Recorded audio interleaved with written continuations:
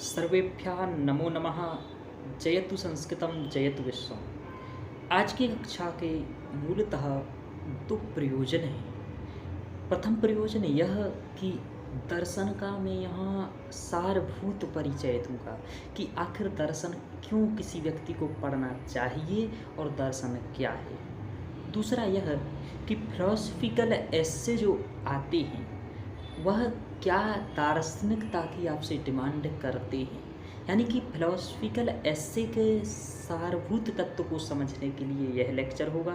दूसरा यह जो हमारे संस्कृत साहित्य वैकल्पिक विषय को ले रहे हैं या आगे हम लोगों को कल से दर्शन पढ़ना है क्लास में, तो उसका जो सामान्य परिचय है वह इन दोनों का सारभूत निष्कर्ष या सारभूत तत्व यही है लेक्चर। इसलिए आप लोगों को ध्यानपूर्वक इसको सुनना है कि मैं इसमें क्या बता रहा हूँ, इससे आपको दोनों ही पूर्ति। और तीसरा, इसमें जो आपको GS4 लेते हैं आप लोग, वह भी एक दर्शन का पार्ट है, तो उसको भी सारभूत स्वरूप में समझ पाएंगे।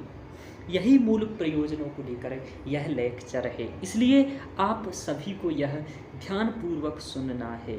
इसलिए मैं इसको YouTube पर अपलोड किया हूँ कि आप सारभूत तत्व को समझ सकें। सर्वप्रथम अब परिचर्चा स्टार्ट करते हैं। आप लोगों को ये मालूम ही होगा मेरा जो ऑनलाइन बैच है उसका आज ही 30 तारीख को लास्ट डेट है, ठीक है ना। तो जिसको भी ज्वाइन करना है वो इस व्हाट्सएप नंबर पर मैसेज करके या कॉल करके मुझसे बात करा सकता है बैच के लिए, संस्कृत साहित्य वैकल्पिक विषय UPSC हेतु, ठीक है ना। चलिए अब देखिए, हम लोग स्टार्ट करते हैं अपनी परिचर्चा को, और यही मेरी शैली रहती है पढ़ाने की। क्वेश्चन कैसे करते रहता हूँ, कैसे पढ़ाता हूँ, यही मेरी शैली है मूलतः। तो आप यहाँ से सभी चीज़ें मेरी समझ सकते हैं। चलिए 1 मिनट, ये मैं प्रेस कर लूँ यहाँ, यही डिजिटल बोर्ड में यूज करता हूँ वहाँ भी। चलिए देखिए, ये थोड़ा छोटा है ब्रश, इसको बड़ा कर लूँ। ओके चलिए अब देखिए, सबसे पहले प्रश्न आता है कि दर्शन। मैं यहाँ शब्द लिख रहा हूँ, आप लोग देखते जाइए।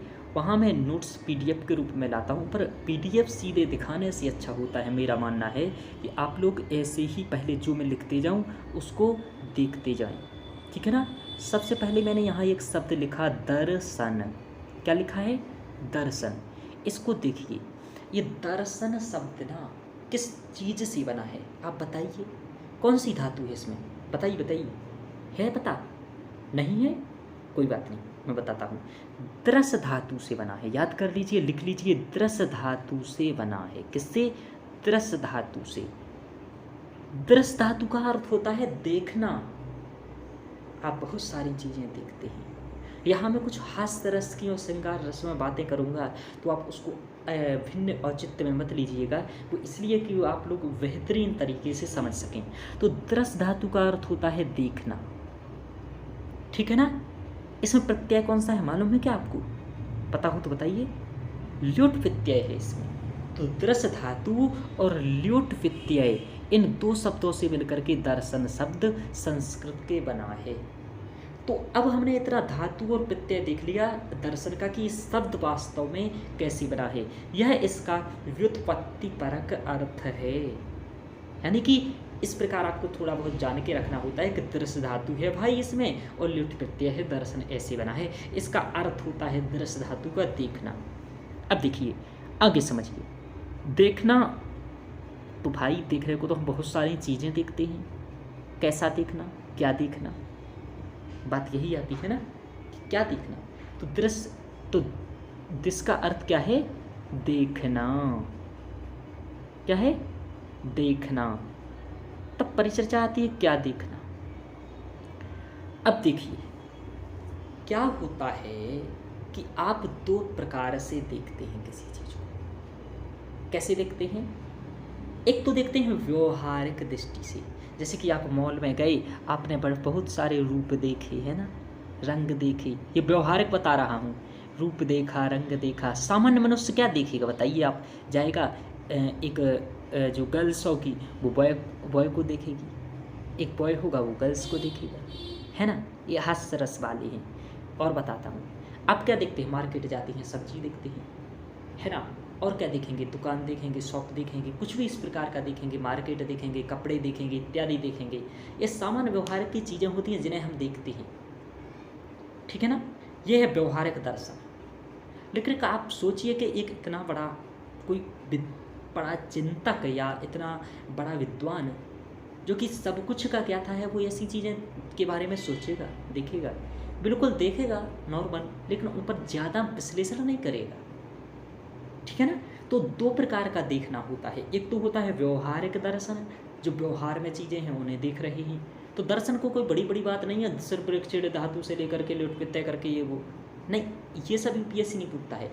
यूपीएससी को ये कि दर्शन मतलब देखना। क्या देखना? कुछ भी देखते हो आप, बियर बार देखते हो, कोई लड़कियों को देखता है, कोई लड़कों को देखता है, तो कोई बियर को देखता है, कोई किसी भी चीज़ को देखता है, सब आप इसी प्रकार की चीज़ें देख रहे हैं, है ना।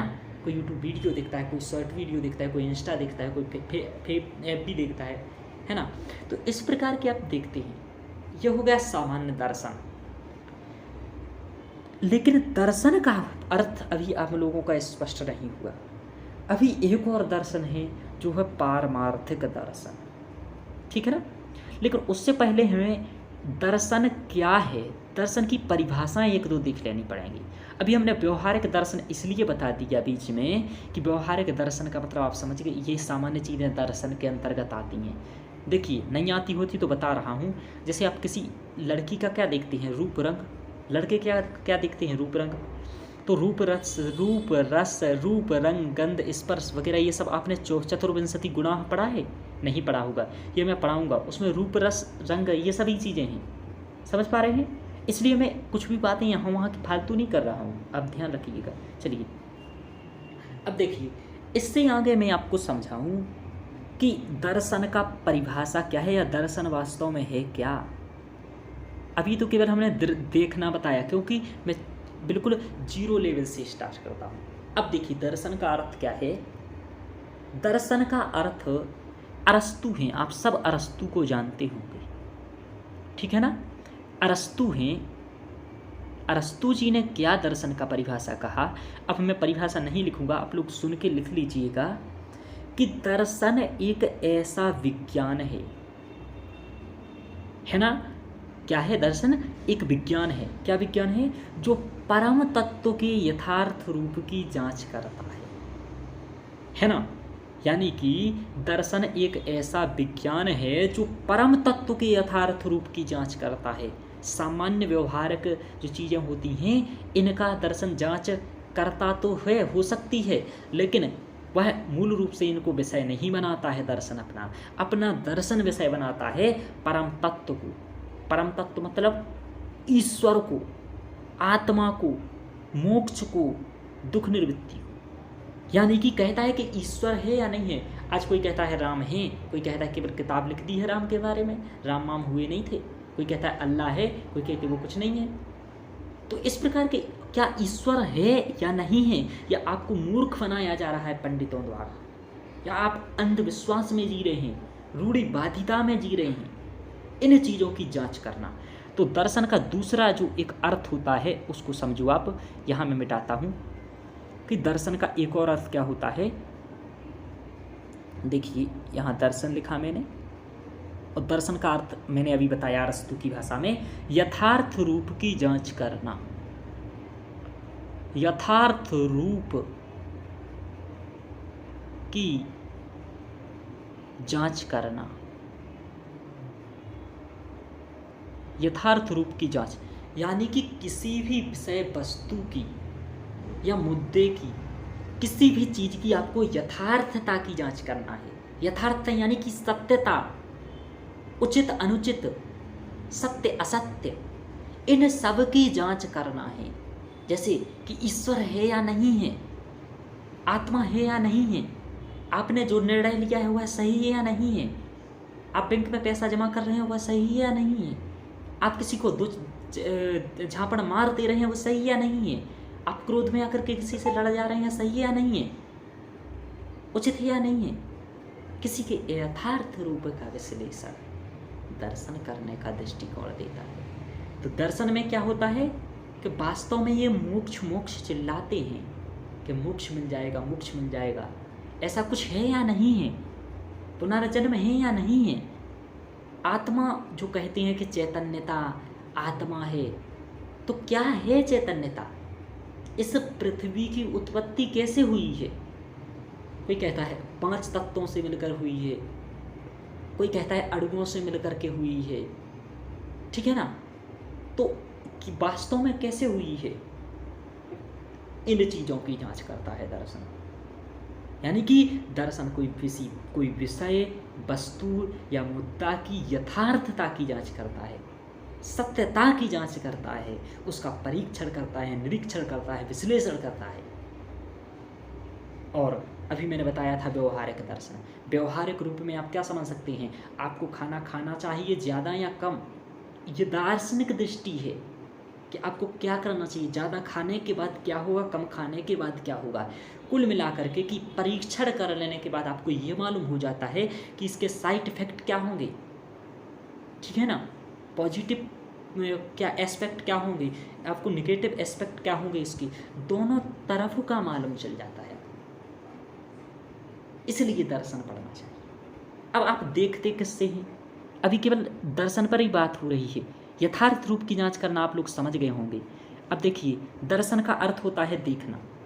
क्या होता है? देखना। मैंने अभी बताया था दर्श धातु का अर्थ होता है देखना। भाई आप देखते किस चीज़ से हैं? आप कहेंगे चक्षु यानी कि नेत्र से। क्या केवल नेत्र से ही ज्ञान मिलता है आपको? आप अमेरिका देख पा रहे हैं क्या आप भारत में बैठ कर के नेत्रों से? बोलेंगे नहीं। आप रूस यूक्रेन का युद्ध हो रहा है वो देख पा रहे हैं क्या? नहीं। फिर क्या देख पा रहे हैं? तब तो ये संपूर्ण चीज़ें नहीं देख पा रहे। तो यहाँ देखने के सेंस में 5 ज्ञानेंद्रियाँ और एक मन, 6 चीज़ें आती हैं, ठीक है ना? तो 5 ज्ञानेंद्रियाँ जिनमें नेत्र, कर्ण, जिह्वा, त्वचा, घ्राण, इस प्रकार के 5 इंद्रियाँ होती हैं। इनके बारे में डिटेल्स में मैं पढ़ाऊँगा आपको अभी दर्शन में। ये तो मैं सामान्य इंट्रोडक्शन दे रहा हूँ, दर्शन है क्या, पढ़ना क्यों है, ठीक है ना? चिंता मत करिए, फिलोसफिकल ऐसे वाला भी अभी मैटर आएगा। अभी तो स्टार्टिंग है दर्शन का, GS4 वाला भी अभी आएगा। तो नेत्र, कर्ण, जिह्वा, त्वचा, घ्राण और मन, 6 प्रकार की, यानी कि 5 ज्ञान इंद्रियाँ लिख सकते हैं आप, 5 ज्ञान इंद्रियाँ और एक मन, ठीक है ना? इनके द्वारा जो देखा जाता है उसको दर्शन में इन चीज़ों के द्वारा देखा जाता है, केवल आँखों के द्वारा नहीं। अब देखिए थोड़ा संस्कृत का इसका परिभाषा एक देख लेते हैं, क्योंकि संस्कृत पढ़ रहे हैं तो संस्कृत का देखना बनता है यहाँ। तो यहाँ है दृश्यते अनेन इति दर्शनम। इसको लिखवा देता हूँ क्योंकि हो सकता है कई लोग ना लिख पाएँ, तो लिख लीजिए दृश्यते अनेन इति दर्शनम। इति दर्शनम। अभी मैं आप लोगों से पूछ नहीं पा रहा हूँ कि आप लोग समझ पा रहे हैं या नहीं समझ पा रहे हैं। क्लास में मैं ये बात पूछते रहता हूँ आपसे, क्योंकि मीट पर होते हैं तो उस पर आपसे मेरी बात होती रहती है कि सभी को समझ में आ गया। यहाँ मैं पूछ नहीं पा रहा हूँ, फिर भी समझा सरलता से रहा हूँ, आप लोग समझ पा रहे होंगे, ठीक है ना? भाषा मेरी यदि जटिल लगेगी तो आप क्लास में कहिएगा तो थोड़ा इसको सरल कर दूंगा, परंतु एक परिशुद्ध भाषात्मक आपको ज्ञान होना चाहिए, तभी आप बेहतर ढंग से UPSC में आंसर राइटिंग कर सकेंगे, अपनी भाषा को सुधार सकेंगे। इसलिए मैं यहाँ थोड़ी बेहतर भाषा का प्रयोग करने का प्रयत्न करता हूँ। हालांकि मैं भी परिशुद्ध रूपेण पूर्ण रूप में सुसंगठित भाषा नहीं बोल पाता हूँ, फिर भी प्रयत्न है जारी है, ठीक है ना? चलिए, दृश्यते अनेन इति दर्शनम, इसका मतलब है दृश्यते अनेन इति दर्शनम, जिसके द्वारा देखा जाए वह दर्शन है। तो दर्शन के द्वारा देखा जाता है, क्या देखा जाता है? ईश्वर है या नहीं है यह देखा जाता है, आत्मा है या नहीं है यह देखा जाता है, मोक्ष है या नहीं है यह देखा जाता है, दुख निवृत्ति वास्तव में संभव है या नहीं है, या फिर कुछ लोग ऐसे समझते हैं कि हमारी नौकरी लगने के बाद, पैसा आ जाने के बाद दुख निवृत्ति हो जाएगी। तो क्या यह सत्य है? पैसे से क्या दुख निवृत्ति होती है? 3 प्रकार के दुखों की ये बात करता है दर्शन, आदि दैविक, आध्यात्मिक, आदि भौतिक। आगे पढ़ाऊंगा इसको। बौद्ध बात करते हैं सर्वम दुखम दुखम, उसकी भी चर्चा करेंगे। संपूर्ण दर्शन बेहतरीन ढंग से पढ़ाएंगे। 100 नंबर का प्रश्न आएगा यूपीएससी में, लगभग 150 नंबर का आता है, क्योंकि मैं ईसावास्य उपनिषद, श्रीमद् भगवत गीता और इन्हीं को मैं दर्शन के अंतर्गत लेता। क्यों? क्योंकि वास्तव में दर्शन ही है, जब आप समझिएगा। चलिए अब देखिए, तो आपने दो चीज समझा कि दर्शन का मतलब होता है देखना, और इसका संस्कृत में होता है दर्श्यते अनेन इति दर्शनम, जिसके द्वारा देखा जाए वह दर्शन है। हमने ये बताया पंच ज्ञानेंद्रियों और एक मन के द्वारा आप देखते हैं। मैंने यह बताया कि अरस्तु की भाषा में दर्शन एक ऐसा विज्ञान है जो परम तत्व के यथार्थ रूप का, परम तत्व यानी कि ईश्वर है या नहीं, या मूर्ख बनाया जा रहा है आपको, अल्लाह है या नहीं है, मैं बताऊंगा आपको इसमें सभी के विचार की क्या है, फिर मैं अपने विचार बताऊंगा।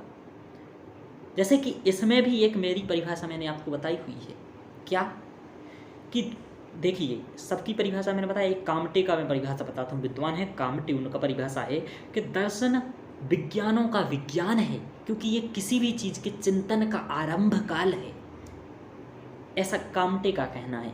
मेरा मानना क्या है कि दर्शन क्या है, तो देखिए मेरा मानना ये है कि कोई विषय, वस्तु या मुद्दा की यथार्थता, सत्यता क्या है, यानी कि कोई मुद्दे की सत्यता क्या है, यथार्थता क्या है, उसका परीक्षण करना मैंने जानी इश्क की गली, बस तेरी आहटें मिली, मैंने चाहूं ना तुझे। हम अभी परिचर्चा कर रहे थे कि जो मैं अपनी परिभाषा बता रहा था, कोई विषय, वस्तु या मुद्दा की यथार्थता या सत्यता की जांच करना, उसका परीक्षण करना दर्शन कहलाता है। ये है। अब देखिए, और इसको आगे बढ़ाते हैं चर्चा को, इतनी चर्चा हो गई तो आप दर्शन का सामान्य अर्थ समझ गए होंगे मेरे हिसाब से। नहीं समझे हैं तो आप क्लास में कल पूछ सकते हैं कि मैं ये नहीं समझा, मैं दोबारा आपको समझाने का प्रयत्न करूँगा। जो यूट्यूब पर देखेंगे वो कमेंट में लिख दीजिएगा कि यह बात मैं नहीं समझ पाया सर। ओके, चलिए अब देखिए, एक न्यायाधीश होता है, ठीक है ना, न्यायाधीश होता है, वो क्या करता है, किसी केस, कोई भी केस उसके पास या मुद्दा जाता है तो वह केस, ठीक है ना, उसकी उचित या अनुचितता की व्याख्या करता है कि वह केस उचित है या अनुचित है, इसकी व्याख्या करता है। किस आधार पर करता है, तो प्रमाणों के आधार पर करता है। किसके आधार पर करता है, प्रमाणों के आधार पर करता है, ठीक है ना। तो प्रमाणों के आधार पर केस की जांच करता है। कौन करता है, न्यायाधीश, है ना। तो ऐसे ही दर्शन भी है, यह भी प्रमाणों के आधार पर बात करता है। कैसे, प्रमाणैहि अर्थ परीक्षणम न्यायः, प्रमाणों के माध्यम से किसी वस्तु का जो यथार्थ परीक्षण किया जाता है वही न्याय है। तो न्याय है, समझ में आया। अब दर्शन क्यों पढ़ा जाता है, क्यों पढ़ना चाहिए दर्शन, है ना। कितने प्रकार के दर्शन हैं, 9 दर्शन कौन से हैं, यह मैं बताऊंगा आपको। लेकिन अभी मैं आपको दर्शन पढ़ना क्यों चाहिए यही बता रहा हूँ, दर्शन है क्या वही बता रहा हूँ। क्योंकि जब ये जान जाइएगा तब आपकी रुचि डेवलप होगी, मुझे क्यों पढ़ना है। आपको पता नहीं होता है तब आपको मज़ा नहीं आता है, ठीक है ना। तो इस प्रकार न्यायाधीश भी अपनी जो जाँच करता है वो क्या करता है, जाँच का काम करता है, यानी कि वो भी एक दार्शनिक है। ऐसे ही कवि भी दार्शनिक होता है। कवि क्या करता है, समाज का जो चित्रण होता है, समाज के जो भी उसको दिख रहा होता है उसकी जांच करता है। मैंने अभी दर्शन के बारे में बताया था, एक तो होता है व्यवहारिक दर्शन जिसमें आप सामान्य चीज़ों को देखते हैं, है ना, और एक होता है जो आपका दार्शनिक पक्ष या परम तत्व का जांच होता है, जैसे कि आत्मा है या नहीं है, ईश्वर है या नहीं है, मोक्ष है या नहीं है, यह पारमार्थिक या तात्विक विवेचन होता है। तो इन दोनों का भिन्न भिन्न है। अब आगे समझते हैं दर्शन आखिर पढ़ना क्यों चाहिए। इसी से एक क्वेश्चन ये भी निकल के आएगा कि आपको जो ऐसे पूछे जाते हैं वही मैं आपको इसी सब चीज़ों के आधार पर बताऊंगा कि क्यों पूछे जा रहे हैं ऐसे, ठीक है ना। चलिए अब देखो यहाँ, अब आगे दर्शन की चर्चा हम लोग यहाँ बढ़ाते हैं कि दर्शन पढ़ते क्यों। देखिए पहला मैंने क्या बताया कि दर्शन यथार्थता की जांच करने की क्षमता प्राप्त होती है। आप जब इसको पढ़ेंगे तो आप इस प्रकार का प्रमाण देख रहे होंगे, एक दूसरे की बात को काटना, अपनी बात को प्रमाणित करना, अब दूसरी बात का खंडन करना, अपनी बात का मंडन करना, या आप इतना पढ़ेंगे कि आप खुद तार्किक व्यक्ति हो जाएंगे, यानी कि आपके अंतर्गत यथार्थ की जांच करने की क्षमता प्राप्त हो जाती है। एक आईएएस को एक महत्वपूर्ण होता है कि द्वंद्व की स्थिति में, है ना, जब उसे एक ओर एक घूस दे रहा हो और दूसरे ओर उसके वो आगे जो समाजवाद का ठप्पा लगा है कि उसे सामाजिक कार्य करना है जिसके लिए वह गया है, इन दोनों में से कैसे चुने, कौन सा बेहतर है। यदि वह घूसखोरी चुनता है तो उसको अपना बात में फंसने का डर तो है ही, साथ ही साथ अपने कर्तव्य से भी वह विमुख हो रहा है। और यदि वह अपने कर्तव्य को चुनता है तो उसे धमकी इत्यादि प्रकार का बहुत कुछ मिल सकता है। तो क्या करे ऐसी स्थिति में, कैसे वह निर्णय ले, इन सब चीज़ों की इस लेवल का निर्णय लेने के लिए आपको दार्शनिक दृष्टिकोण की आवश्यकता होती है, यानी कि यथार्थ की जांच करने की क्षमता प्राप्त हो जाती है। दूसरा क्या है, अपनी बातों को तर्कसंगत ढंग से रखना आ जाता है। तर्कसंगत ढंग से आप लोग रख लेते हैं कि ऐसा ऐसा है। जैसे कि वो कहा कि सर आप पैसे ले लीजिए, आप कहेंगे देखिए भाई अभी रेड पड़ रहा है, सीबीआई चेक कर रही है और बहुत सारी जांच हो रही है, हमारी भी हो रही है। अभी यदि ऐसा काम कुछ करेंगे नेताजी तो हम भी फंसेंगे और आप भी फंसेंगे, इसलिए अभी आप देख लीजिए। और इससे अच्छा है कि आप अच्छा करके, यदि आप गलत करके 5 वर्ष नेता रहते हैं, यदि आप अच्छा काम करेंगे तो आप हजारों वर्ष, 20 वर्ष नेता रहेंगे। ऐसे आप तर्क दे दे करके उसे समझाइए तो तर्क संगत बातें आपको बनाना आ जाती हैं कि सर मैं आपका सपोर्ट दूंगा चुनाव में, चिंता मत करो, आप 20 साल नेता रहेंगे, आपको मंत्री बनना है इस बार, कैबिनेट सचिव का, है ना, हम कैबिनेट सचिव हो, आप मंत्री, समझ रहे। तो इस प्रकार की बातें कब पकड़ पाएंगे, लॉजिक आपके पास तर्क संगत ढंग से। दूसरा, आप रूढ़िवादी हो जाते हैं ना, रूढ़िवादिता व अंधविश्वासी नहीं रह जाती हैं दर्शन पढ़ने के बाद। आप जांच करते हैं किसी भी चीज़ की, फिर निर्णय लेते हैं।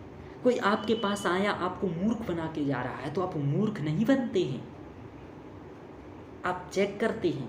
डॉक्टर अच्छा दिखाइए क्या है, कौन सी मेडिसिन दे रहा है, दिखाइए कितना फीस लग रहा है, 5000, किस आधार पर दिखाइए, कोई निर्देश है कहीं से।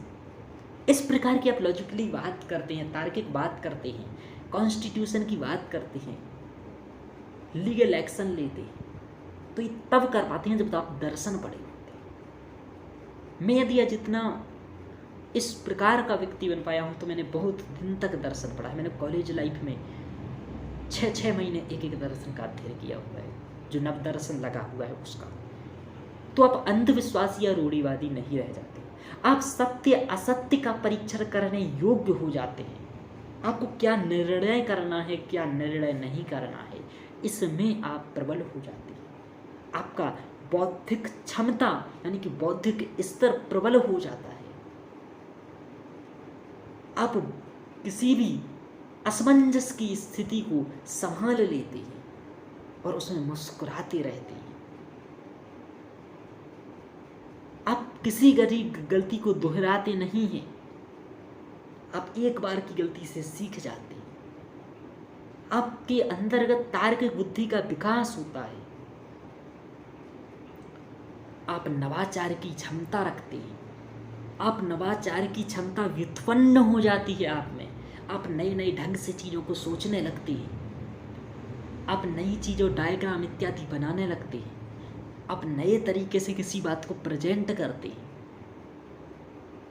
ये सब चीज़ें इसी दर्शन को यथार्थ रूप में वास्तविक इसके औचित्यता अनुचित्यता को समझने के बाद ही आप ऐसा कर पाते हैं। आपके अंतर्गत बौद्धिक क्षमता की प्रबलता आ जाती है। आप इस प्रकार के इस दर्शन को पढ़ने के बाद कर पाते हैं। जैसे एक न्यायाधीश इतना व्यापक मुद्दों का निर्णय ले पाता है, जटिलताओं को समझ पाता है, वैसे ही आप हो जाते हैं। आप इस संसार की समस्याओं को आप देख रहे होते हैं कि कैसे 12 रुपये का मट्ठा का पैकेट 16 रुपये का हो रहा है, 4 रुपये महंगाई सीधे बढ़ रही है, इस पर गरीब पर क्या प्रभाव पड़ेगा। आप देख पाते हैं किसी के पास समानुभूति आप में आती है, सहानुभूति आप में आती है, आप नैतिक द्वंद्व से निपटने की स्थिति में होते हैं। तो इस प्रकार आपके अंतर्गत विचार डेवलप होते हैं पढ़ने से। और इसलिए मैं दर्शन को सबसे पहले पढ़ाता हूँ अपनी क्लास स्टार्टिंग में ही, तो ऐसे आप समझ पाते हैं। समझ में आया? अब देखिए, अब मैंने कहा फिलोसफिकल ऐसे कैसे लिख पाती हैं। मैं 2022 के 2-3 ऐसे आपको बताता हूँ जिनको आप बेहतर ढंग से लिख सकते थे, और जो मैंने बातें बताई हैं ना, इन्हीं के दायरे के अंतर्गत ही वो सब आएंगे। देखिए, तो ये दर्शन का मतलब आप समझ गए होंगे। कितने दर्शन हैं यह मैं कल स्टार्ट करूँगा। आस्तिक दर्शन क्या है, नास्तिक दर्शन क्या है, यह मैं कल की क्लास में सीधे स्टार्ट करूँगा आपको कि आस्तिक दर्शन क्या, नास्तिक दर्शन क्या, आस्तिक दर्शन में कितने, नास्तिक में किसने। पहले तो यही बताऊँगा, आस्तिक ईश्वर के आधार पर बांटा गया है कि जो ईश्वर को मानता है या नहीं, ये बताऊँगा कि वेद के आधार पर। ये सब मैं कल बताऊँगा, क्योंकि ये मूल रूप से विशुद्ध रूप से दर्शन की बड़ी चर्चा है। इसमें फिलोसफिकल ऐसे का कुछ नहीं है। यहाँ मैं अब ऐसे के 2-3 उदाहरण देता हूँ, उसको देखिए कैसे फिलोसफिकल ऐसे सॉल्व किए जाना बात चाहिए या फिर क्यों आते हैं। देखिए, जैसे हम बताएं आपको, ये यहाँ देखिए उदाहरण। अब कि यहाँ एक प्रश्न पूछा गया इस बार कि आप हर असमंजस के लिए, यानी कि हर असमंजस के लिए, हर असमंजस के लिए, आप देख सकते हैं, मैं मन से नहीं बोल रहा हूँ, आया है, आप देख पाएंगे।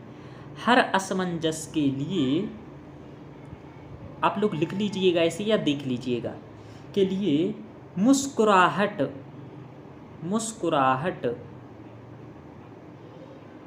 मुस्कुराहट ही चुनिंदा साधन है। मुस्कुराहट ही चुनिंदा साधन है। तो आप लोग इसको समझ पाए होंगे मैंने क्या बोला, कि हर असमंजस के लिए मुस्कुराहट ही चुनिंदा साधन है। ऐसा क्यों कहा भाई इसने? असमंजस मैंने क्या बताया, द्वंद्व। प्रत्येक द्वंद्व के लिए आपकी मुस्कुराहट, यानी कि शालीनता से, शांत चित्त मन से मुस्कुरा करके, शांत चित्त को रख करके आपको सोचना चाहिए क्या करना है। आपको शांति पूर्वक ढंग से ध्यान लेना चाहिए, उसके साइड इफेक्ट को, है ना, उसके क्या गलत इफेक्ट पड़ेंगे, दोनों पक्षों के बारे में सोचना चाहिए। यह शांति में ही संभव है, क्रोध में नहीं। क्रोध में आप उल्टा सोच सकते हैं, शांति में। इसलिए उसने कहा मुस्कुराहट। तो यहाँ कहा है कि प्रत्येक द्वंद्व, इसमें इसका सीधा भावार्थ यह है कि प्रत्येक द्वंद्व से आप शांतिपूर्वक ही निपट सकते हैं, यानी कि बड़ी से बड़ी मुश्किल से आप शांतिपूर्वक निपट सकते हैं। ऐसी कई सारी कहानियाँ हैं आप कि वह शांतिपूर्वक ढंग से मूर्ख बना के निकल लिया। आपने एक कहानी सुनी होगी कि खरगोश को एक शेर से डर रहता है। वह शेर उस खरगोश को खाने के लिए बुलाया था, उसकी माता के द्वारा माता से कहा था कि मुझे एक रोज खरगोश चाहिए। वह खरगोश गया, और कोई भी होगा इस कहानी मुझे नहीं मालूम, जो भी हो आप समझिए भावार्थ को। तो वो खरगोश को उस शेर से कहता है, एक मुझे कुएं में एक और खरगोश दिखा जो आपको धमकी दे रहा था कि शेर को मार डालेंगे हम, शेर मेरे यहाँ के कुछ नहीं होता है, मैं इतना मारूंगा उसको कि अब यार रोएगा वो, ठीक है ना। तो इस प्रकार का अब शेर को गुस्सा आ जाता है, ऐसा क्या है। बोला लेकिन वो कुएं के अंदर है। बोला ठीक है, हम कुएं के अंदर भी नहीं छोड़ेंगे उसको, खरगोश को। शेर आया, कूद गया, मर गया। खरगोश ने बुद्धि से काम कर लिया। कछुआ धीरे धीरे चलता गया, निरंतर चलता गया, दौड़ में जीत गया। ऐसे कई निर्णय हुए हैं जो कि इस प्रकार के निर्णय हैं। गांधी जी ने बेहतरीन ढंग से अपने आंदोलनों को किया है। और देखिए, आप देखते हैं 1922 में 1919 में जलियांवाला बाग हत्याकांड हो जाता है। वह और जलियांवाला बाग हत्याकांड में कितने सारे व्यक्ति मर जाते हैं। गांधी जी को समझ रहे होते हैं कि अभी भारतीयों की स्थिति ऐसी नहीं है कि यदि अंग्रेज दमन करें और भारतीय उस स्थिति का बदला ले सके। इस दृष्टि से, यानी कि हम युद्ध करके उनसे नहीं जीत सकते, क्योंकि यदि हम उनके 10 को मारते हैं तो हमारे 50 मार देंगे, हजारों मार देंगे। गांधी इसको समझते हैं और इसलिए वह अपना असहयोग आंदोलन वापस ले लेते हैं। क्यों? क्योंकि वह देख रहे होते हैं कि अभी मार दिया था, किसी ने कुछ उखाड़ लिया क्या? नहीं, तो अभी दोबारा मार दिया जाएगा असहयोग के बाद, तब क्या करेंगे? इसलिए उन्होंने सत्य अहिंसा का साधन अपनाया। और जब अहिंसा का बात आ जाती है तब कोई आपसे हिंसा नहीं कर सकता है, क्योंकि आप अहिंसा कर रहे हैं। निहत्थे पर हाथ नहीं उठा सकता है कोई। इस हालांकि आपके इस पर दूसरे तर्क हो सकते हैं, आप दूसरा पक्ष हो सकता है, ठीक है ना, लेकिन मेरा कहने का यही है कि शांतिपूर्वक निर्णय रहना यही है। तो इस प्रकार का भावार्थ था, ऐसे को आप अच्छे से लिख सकते थे। तो इसके लिए फिलॉसफिकल ज्ञान की ज़रूरत है, समझने की ज़रूरत है। ऐसे ही पूछा गया, आप उसी नदी में दोबारा नहीं उतर सकते। इसका मतलब क्या है? नदी में उतरने का थोड़ी ना कहा। ऐसा एक दर्शन में है ना, क्षणभंगुरवाद, सर्वम क्षणिकम क्षणिकम, प्रत्येक चीज क्षण क्षण बदल रही है। लेकिन इसका सेंस ऐसा है जो मैं समझता हूँ कि आप दोबारा उसी नदी में नहीं उतर सकते, यानी कि आप दोबारा उसी समय को नहीं ला सकते जो निकल चुका है। हर एक यदि आपने समय पर ये काम कर लिया तो कर लिया, वरना आप उस समय को नहीं कर सकते, क्योंकि यहाँ सीधी भाषा नहीं देता है ऐसे में। इसलिए ऐसा आपको जानना पड़ता है कि आप उसी समय को दोबारा नहीं ला सकते। बिल्कुल सही। यदि भारत ने 1990 में सुधार नहीं किया होता तो आज भारत इस प्रकार का देश, इसकी इकोनॉमी की स्थिति और भी बदतर होती। तो 1991 के जो सुधार रहे वो बेहतर रहे। यदि भारत आज अपनी युवा पीढ़ी के लिए रोजगार नहीं दे पाया, यही सबसे बड़ा क्वेश्चन इस निबंध को पूछने के पीछे है। मुझे जो लगता है यूपीएससी ने क्यों पूछा है यही है कि जो आज यदि हम पर्यावरण की सुरक्षा नहीं की, जलवायु परिवर्तन को नहीं रोके, तो आज से 40 साल बाद, 20 साल बाद मुश्किल हो जाएगा। यदि आज हम कोरोना जैसी महामारियों के प्रति पहले से तैयार नहीं रहे, सजग नहीं रहे, तब आगे ऐसी भयानक अकाल जैसी स्थितियां आ सकती हैं कि हमें दिक्कत आ सकती है। इन सबको तार्किक और दार्शनिक व्यक्ति ही सोच सकता है। बहुत सारे राजा हुए हैं, लेकिन दूरदृष्टि वाले राजा बहुत ही कम हुए हैं। तो दूरदृष्टिता जिसमें आती है वह आपको आना चाहिए। यहाँ पूछा गया है उसे आप दोबारा नहीं दोहरा सकते। आज भारत की जो युवा पीढ़ी है, चाइना की युवा पीढ़ी निकल चुकी है। चाइना फिर से युवा पीढ़ी नहीं ला सकता इतने जल्दी। भारत के पास युवा पीढ़ी है, बेहतर उत्पादन कर सकता है, भारत की आय को बढ़ा सकता है, लेकिन कैसे? ये समय निकल जाएगा, दोबारा नहीं आएगा। भारत अभी बेहतर कार्य कर सकता है जिन चीज़ों में, विकसित बनने के उद्देश्य से। भारत का एक ही लक्ष्य, वो है विकसित बनना। आप ये जान लीजिए। और उसी विकसित बनने के सभी चीज़ें उसका साधन है, चाहे वो कोई भी सेक्टर है, सो इकोनॉमी का या किसी भी चीज़ का, सब उसी के साधन है। भारत को अंतर्राष्ट्रीय राजनीति में कैसे आज निर्णय लेना चाहिए, क्या अपनी नीति रखना चाहिए, ये आज निर्णय लेना चाहिए। समय निकलने के बाद कुछ नहीं होगा। ऐसा ये आया है कि आप उसी नदी में दोबारा नहीं उतर सकते। इस प्रकार का सेंस था। इसमें बहुत सारा आप हिस्ट्री, पॉलिटी, इकोनॉमी, जियोग्राफी इस प्रकार से करके बढ़िया से निबंध लिख सकते थे। जब मैं निबंध पढ़ाता हूँ तो दर्शन, देखिए एक व्यक्ति होता है जिसको दर्शन पढ़ा हो, उसको दर्शन आना चाहिए पढ़ाने के लिए। पहले तो ऐसे पढ़ने वाले को आजकल ऐसे जो अधिकतर आ रहे हैं इसी पर आ रहे हैं। तो जो पढ़ाने वाला व्यक्ति होना चाहिए उसे दर्शन आना चाहिए। आप लोगों का सबसे अच्छी बात क्या है, आप ऐसे करेंगे, यहाँ संस्कृत लिए हैं, और दूसरा आपका GS4 है। तीनों दर्शन वाला है और तीनों के आधार पर यूपीएससी निकलता है। तीनों में आपकी मैं बेहतरीन सहायता हेल्प करता हूँ, वो कर सकता हूँ, क्योंकि मेरा तीनों ही पॉजिटिव पक्ष है। क्योंकि मैं दर्शन का बेहतर अध्ययन किया हूँ, संस्कृत का अच्छा अध्ययन किया हूँ, और GS4 मैंने यहाँ आकर के बहुत अच्छे से सीखा है। और आपको क्या बताऊँ, GS4 तो कुछ नहीं है, संस्कृत साहित्य में ही इतना बेहतर बेहतर नैतिकता की बातें हैं कि GS4 तो उसके सामने कुछ भी नहीं है जो आप यहाँ पढ़ेंगे, ठीक है ना। या फिर जो मैंने अध्ययन किया है संस्कृत में, चलिए यही मुझे संस्कृत के अध्ययन का लाभ मिला पिछले 10-12 सालों में। चलिए अब देखिए, यहाँ छप्पर मरम्मत करने का समय तभी होता है जब धूप खिली हो। ये क्वेश्चन क्या कहना चाहे कोरोना आता है तभी हम मेडिसिन बनाते हैं, कोरोना आता है तभी हम मेडिसिन बनाते हैं। इसके पहले जो ऊपर बना था उसमें ये भी आप जोड़ सकते, का वर्षा जब कृषि सुहानी, कि कृषि जब सूखी गई, भारतीय किसान जब मर ही गए, भारतीय किसान जब अपने कृषि व्यवसाय को छोड़ करके शहरों में मजदूरी करने चले ही गए, तब आप कृषि सुधार लाएंगे हैं।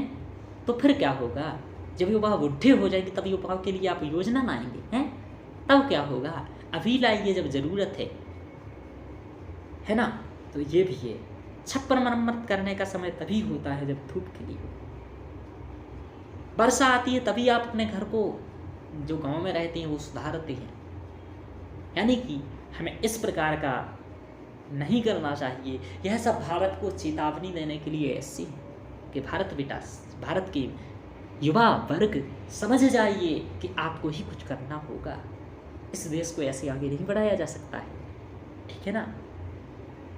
एक और क्वेश्चन आया है, तो ऐसे आते हैं ऐसे का फिलोसॉफिकल ऐसे, मैं यहाँ पढ़ा नहीं रहा हूँ ऐसे, आपको बस बता रहा हूँ कि ये सब कहीं ना कहीं दार्शनिक दृष्टि से हो सकते हैं ऐसे सॉल्व। जब आपका इतना लॉजिक डेवलप हो, इतना दिमाग चले, तब आप इस प्रकार के ऐसों को कर सकते हैं। एक और आया है, कवि संसार के अनधिकृत रूप से मान्य विधायक होते हैं। अनधिकृत रूप से मानी कि, अब देखिए कवि है, कह रहा है कभी अनधिकृत रूप से होता है। अनधिकृत मतलब वो अधिकृत नहीं होता है, अनधिकृत, अनधिकृत मतलब वो लीगल नहीं होता, कुल मिला के ऐसे इल्लीगल भी नहीं कह सकते हैं। यानी कि कुल मिला करके वह ऐसा नहीं है कि जो वास्तव में वैधानिक है या फिर ऐसा है, लेकिन फिर भी यानी कि कवि तो कवि है, वो किसी के बंधन में नहीं है, किसी की जॉब नहीं कर रहा है, किसी के लिए कुछ ऐसी नौकरी नहीं कर रहा है कि उसका दायित्व बने कि वो समाज का बारे में चित्रण करे या ना करे, संसार के बारे में बताए या ना बताए।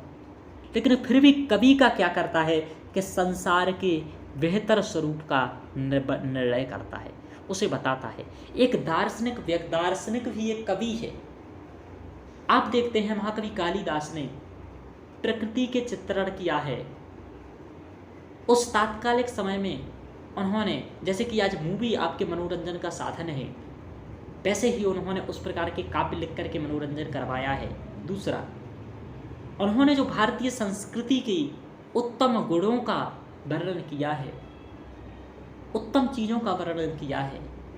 ऐसे ही महाकवि भारवी ने जो राजनैतिक वैदुष्य की प्रदर्शता करारता नियम में की है, उन्होंने कहा है राजा और मंत्रियों में लड़ाई नहीं होना चाहिए और इन्हें एक साथ रखना चाहिए। वह राजा राजा नहीं है जो मंत्री की बात ना सुने, वह मंत्री मंत्री नहीं है जो राजा की बात ना सुने। सखिकम कम सखा साधु न शास्ति योधिपम हितान्य यहाँ संशोधते साकिन प्रभु, है ना। उन्होंने कहा हितकारी और मनोहारी में बातें एक साथ दुर्लभ हैं। आपको अच्छी लगें, ठीक है ना, आपके मन को भाएं, जो आपके सामने मीठी मीठी बातें कर रहा है, ज़रूरी नहीं है कि वो आपके हित में हो। जो आपको माता पिता डांटते हैं, कहते हैं पढ़ो बेटा, और आपको वो बुरी लगती हैं, लेकिन वही हित में है। यानी कि ऐसा मुश्किल से होता है कि जो आपके हित में भी हो और अच्छा भी हो, ऐसा नहीं है। जो आपके हित में होगा वो हो सकता है आपको अच्छा ना लगे। अप्रियश्च वक्तस्य अप्रियश्च पथ्यस्य वक्ता श्रोता च दुर्लभा, रामायण में कहा गया है, महाभारत में कहा गया, 2 जगह है पंक्ति उल्लेखित है। तो कवि क्या करता है, संसार के बारे में बता देता है। तो बेहतर राजनैतिक शास्त्र का भार भी अपनी करारता के माध्यम से तात्कालिक राजनीतिक समस्याओं के निवारण हेतु प्रयोग करते हैं, बताते हैं और आज भी दिखाते हैं। आचार्य चाणक्य बेहतर अर्थशास्त्र की जानकारी, राजनीतिक ज्ञान को बताते हैं कहते प्रजा सुखे सुखम राज्ञः प्रजा नाम चाहते हितम, प्रजा के सुख में ही राजा का सुख है। आज लोकतंत्र भी तो यह कहता है। यदि प्रजा का ध्यान रखेंगे, राहुल गांधी जी भारत जोड़ो यात्रा निकाल रहे हैं, है ना, सोच रहे हैं, और कोई सोच रहा है, मोदी जी सोच रहे हैं, जो भी सोच रहे हैं, मैं किसी पार्टी का समर्थक नहीं हूँ, क्योंकि मैंने कह दिया मैं दर्शनवादी, और दर्शनवादी रूढ़िवादी नहीं होता है। चलिए, तो जो भी सोच रहे हैं, तो ये कवि है, जो कवि होते हैं ऐसे ही। आपको बताता हूँ, महाकवि माघ का जो दार्शनिक वैदुष्यता दिखाई है उन्होंने अपने ग्रंथ में, वह वास्तव में प्रशंसनीय है। इसलिए तो कहा गया है, मेघे माघे गतम बया तावत भार बेर भांति यावन माघस्य नोदया। ऐसी पंक्तियां क्यों आई हैं? इसी कारण आई है। आप 10 कुमार चंद्रतम दंडी का देखते हैं, उसमें आप क्या देखते हैं कि 10 कुमारों के चरित्र के वर्णन से वह समाज में क्या प्रचलित है। औरतें कितने टाइप की हैं, कुछ ऐसी भी हैं जो बेहतर अपने पति से ईमानदारी पूर्वक अपना जीवन निर्वाह कर रही हैं, कुछ ऐसी भी औरतें हैं जो अपने पति को धोखा देकर के दूसरों के साथ उल्टे कृत्य कर रही हैं। ऐसे पुरुष भी हैं जो अपनी पत्नी को धोखा देकर के अन्य स्त्रियों के साथ कर रहे हैं। ऐसे भी हैं पंडित सन्यासी जो बलात्कार कर रहे हैं। यानी कि समाज का जो सही चित्रण है उसका 10 कुमार चरितम दिखाता ये कवि है। लक्ष्य के लिए आपका लक्ष्य पर कैसे बना रहना चाहिए, ठीक है ना, इसके लिए कहते हैं कवि हिंदी साहित्य के, ठीक है ना, खड़ा रहा जो अपने पथ पर लाख मुसीबत आने पे, मिली सफलता उसे पाहा जीने में यावर जाने में। ये सब क्या है? कवि बता रहे हैं, आपको मोटिवेट कर रहे हैं, समाज को, तात्कालिक समाज को जागृत कर रहे हैं। आपके यूपीएससी में साहित्य ही क्यों लगा है? इतिहास में आपने कभी विचार किया? इसलिए वह साहित्य लगा है कि आप उस साहित्य को लिखने वाले कोई कवि है, ऐतिहासिक साहित्य जैसे राजा तरंगणी क्यों है, हर्षचरितम, ये सब इसलिए हैं। सुखनाशुक देश राज्य लक्ष्मी के दोष बताता है कि लक्ष्मी क्या क्या करवाती है, अहंकार युक्त कर देती है। औषधियों के बारे में जानकारी दी गई है, शीत उपचार की बात की गई है। तो कभी कुल मिला के संसार के अनधिकृत रूप से मान्य विधायक होते हैं, इसमें कोई दोहरा नहीं है।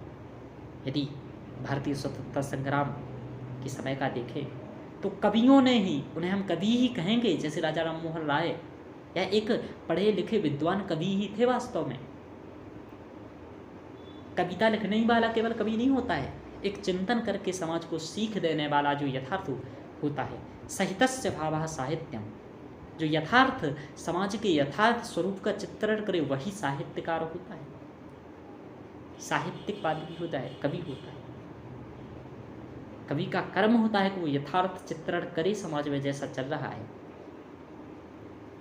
तो इन्हीं सभी चीज़ों को देख करके आप इसलिए ऐसे को लिख सकते थे कि कवि संसार के अनधिकृत रूप में मान्य विधायक होते हैं। कुल मिला के मैंने जो यहाँ 4 ऐसे दिखाए हैं 8 में से, ठीक है ना, इन 4 ऐसे का ऐसे और भी ऐसे सभी है। आप दर्शन के माध्यम से, संस्कृत साहित्य के वैकल्पिक सिलेबस के माध्यम से पूर्ण कर सकते हैं। आपको यह भी मैंने बताया, दर्शन का परिचय दिखाया, यहाँ फिलोसफिकल ऐसे कैसे पूर्ण करना है, कैसे लिखना है, यह बताया। मैंने दर्शन क्यों पढ़ना चाहिए किसी व्यक्ति को, नीति शास्त्र क्यों पढ़ता है व्यक्ति, क्यों IAS ने नीति शास्त्र लगा रखा है, ऐसे क्यों पूछ रहा है, क्योंकि वह जान रहा है कि भारत की स्थितियाँ क्या हैं और भारत की स्थितियों को कैसे सुधारना है। अच्छे व्यक्ति ही आकर के इसको सुधार सकते हैं, इसलिए इस प्रकार का पूछ रहा है। तो इन सब चीज़ों को आपको ध्यान में रखना है। इसी प्रकार ये लेक्चर हम यहीं रखेंगे और इसके उपरांत कल हम अपनी कक्षा आरंभ करेंगे। आपको जिसमें से पुनः कह रहा हूँ वह ज्वाइन करना है, वो दिए हुए इस नंबर पर कॉल कर सकता है, इस नंबर पर बात कर सकता है, मैसेज कर सकता है, और यह आज अंतिम दिन ही एडमिशन का है, तो आप आज ही ले सकते हैं क्योंकि कल से क्लास स्टार्ट होगी। ओके, इतना ही रखते हैं। धन्यवाद। आप लोग लाइक, सब्सक्राइब कर दिया करिए और कम से कम ज़्यादा से ज़्यादा सब्सक्राइब करवाइए, क्योंकि मैं आपको सीधे लाइव पढ़ा सकूं और वहीं आपसे बातचीत कर सकूं। ठीक है ना? ओके, धन्यवाद। जयतु संस्कृतम, जयतु विश्व।